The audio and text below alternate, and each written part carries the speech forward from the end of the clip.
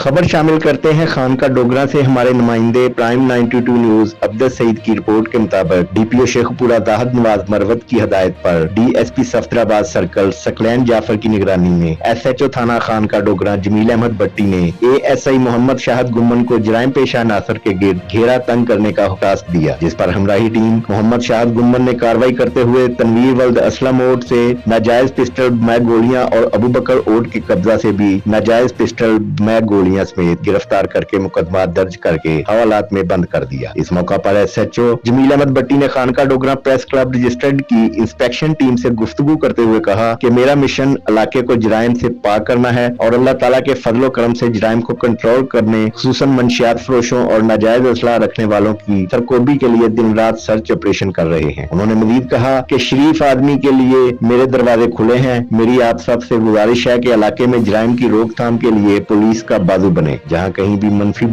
सरगर्मियों में मुलव्वस अनासर देखें, फौरन मुझे या 15 पर कॉल करें।